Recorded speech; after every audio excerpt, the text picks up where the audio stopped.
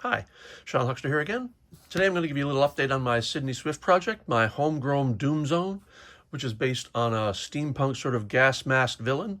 I kind of got the idea from both of these Mighty Max sets. You can sort of tell there's a bit of a similarity there, but, it's a take of my own. And it's something I've been working on for quite some time now, steampunk gas masked villain. So here's my progress so far. Recently, I added some parts to this. Recent video showed it, a little bit in progress, but not this far along. So let's see, what did I do recently? Well, this is the head. I've got goggles here. There will be plastic lenses in the goggles at some point. I'm going to zoom out just a little bit here.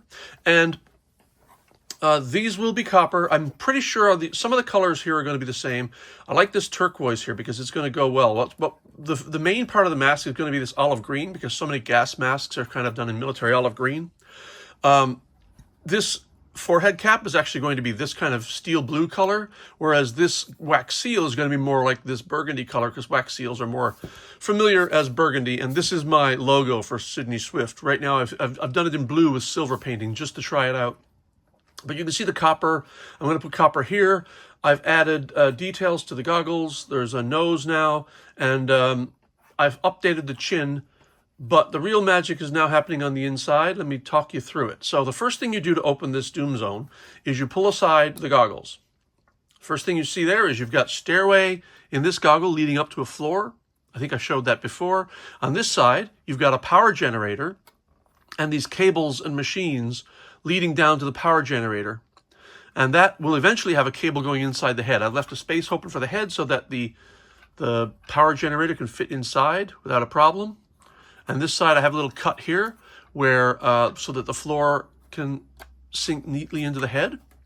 What I'm going to do is I'm going to continue this cut up here like it's a crack or a tear in the fabric, and I'm going to put staples here. Over here I'm going to put a little patch. Another one of these is going to go here, and another one here in the chin. Again, it'll be this blue steel color rather than the burgundy. These will be much more silver. Right now they're just gray for painting. A lot of the colors. This chin is also going to go that same blue color. So all the accents on this head are going to be that steel blue or gunmetal blue, which is the same color we have in here on the column leading out to the filters. All right, let's open the rest of the head. So you pull the chin down, and I've added a little gangway section here. And now, just for test printing, because I haven't cut a hole here to make room, this gangway ends here, but this gangway will go all the way out to the end. And this gangway continues the gangway that I have going all the way up the center of the body, of the face of the Doom Zone. So next, we're going to open the head. Now, what I want you to notice here is this part of the chin, as you open the head, slides forward to make room for this vehicle. And that's done because of the gear at the back of the head is pushing this gangway that I have here. You can see the gangway move as I close the head, and that pulls this whole dock section forward. And the vehicle sitting in the chin is meant to come out, and it's a hover vehicle, so it's got your little engine underneath, and the hover vehicle has got like a hover skirt and everything, and when you pull the engines together, claws come out. But when you put it back in, and you place it in the correct place, as you close the head, it pulls the vehicle forward, and this docking section here clamps the rest of the vehicle in place, so it clamps the vehicle in place so it can't move. And that's the vehicle. So let's open it up again, show some of the details I've added. So let's put the vehicle aside. This is my little stand-in character. Right now it's just a very rough print, and it's not exactly nice. I'm going to make a better one, and I'm going to try to print all my small pieces and my characters in resin. This is not. So anyway, that's my hover vehicle. So what do we have going on in here now? Well, we have the Van de Graaff machine, which is this. It's a power generator, and you see the spark cutting across between the two spheres, as you see if you ever went to a Van de Graaff machine demonstration. And I made it spin so it looks like a spark is like arcing across. What else have I done? I have added a Faraday cage. So, and also added spiral staircases going up to the two floors. You got a floor here, and I'm going to have something underneath this floor in the little gap where there's nothing right now. There's a floor here, a floor here, and a floor here. I have added more to this since I printed this. There's going to be a platform here that swings out 60 degrees and stands above the play area. There's going to be a grating here, and there's going to be a little hatch to open here, and another grate here. But the Faraday cage is meant to protect somebody from power. So a Faraday cage is a metal cage, and when electricity hits it, all of the electrons go on the outside of the cage, which protects anything inside the Faraday cage. So the Faraday cage is going to act as both a protecting system, but also a trap for Max, because a lot of Doom zones have a trap. Now, I've talked about this before in other videos. But now the Faraday cage opens, swings open on this pin hinge here, and another little miniature temporary character. My Sydney Swift character will have a little foothold in there, like Max does in Mighty Max sets. Like there's a foothold in the vehicle as well. Take the character out of the vehicle, and you can see the foothold is there, and that's going to be compatible with Mighty Max. So you'll be able to use real Mighty Maxes in this set if you feel like it. Right. So I have the dock now. Over here, I've done some piping. There's going to be a gauge right here. This is going to be like a power gauge, and I have a little sticker in there showing power. There's a little valve here, and then these pipes.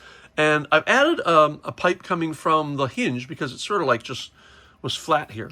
So I added this ridged pipe coming in, and then that pipe feeds into an effluent pipe. And when I'm done, there's going to be some icky, maybe radioactive liquid flowing here and leaking onto the floor and down through a grate. And there's going to be a grate up here too. So there's going to be a machine up here leaking the same kind of effluent. I'm planning on taking this concept here and extending it up here, maybe going from here up to the head hinges, and then down here to these hinges, and then back down here to another pipe in this section.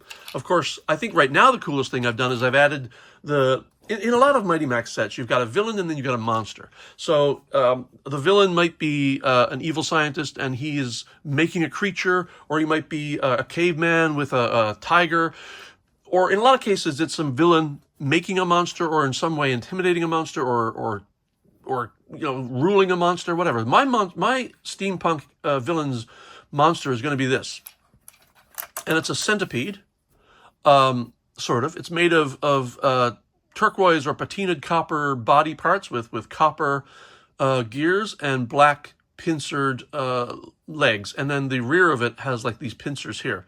So that'll be non-articulated, like most Mighty Max monsters. They're just a solid piece, unless I can figure out a way to get the gears to rotate, and I might, so I'm not going to give up on that idea. But anyway, it's a solid piece, and it anchors itself onto this pipe, and that's sort of like the way in Mighty Max sets, most monsters and villains have a place to sit, so that they have a nice little secure space that you can close the head, and they kind of like sit into some negative space. Right now, in the test, I don't have this far enough to the right. In the final version, there's going to be a hole in the floor, so I'll be able to align it perfectly. But for right now, I was just using my eye. And when I place the... and I call this, by the way, this is a cross between a velociraptor and a centipede, so I call it a velocipede. And that's also the Victorian name for a bicycle, so I thought it was pretty fitting for a steampunk set, set in probably Victorian London. So the velocipede fits up against the Van de Graaff machine, and the two claws go down over the pipe, like so. And like I said, right now, it's not in a perfect position, so it fits, but the head is too far forward. The head's supposed to sit back here. Because right now, when you close the lid, this floor kind of cuts into his nose a bit, and you can hear him move. You're not supposed to hear him move. He's supposed to fit back like that and make total room for the floor, and then the floor will just slide back down. Listen. Oh, got to open the goggles a bit more. Listen. That noise is the floor hitting this nose. So once I move this a little bit to the right where it's supposed to be, this will naturally just sort of land there. And I'm also going to have a little charging station for the nose maybe here to make sure it does that. But I may not. That depends. I probably won't need to. And I'm hoping I don't need to, because there isn't a lot of room for the floor to fall down on top of that. I mean, for now, that's it. The nose rotates, because there's going to be a little sticker here, which is going to be sparks. And this will rotate a display here. Now, meanwhile, the plan for the future is there will be machines up here. There's going to be something up here, like these black kind of black and copper machines, kind of like what you would see in Frankenstein's lab. In the main floor, there's going to be circles around here, like infrastructure circles around here, and some sort of big machine here that's sort of the focus of the place. And of course, there will be a place for the villain to stand there, hopefully. I mean, that's it for now. I'm going to put it back, show you how it goes back. So you take, at least don't worry about my fake Max for the moment.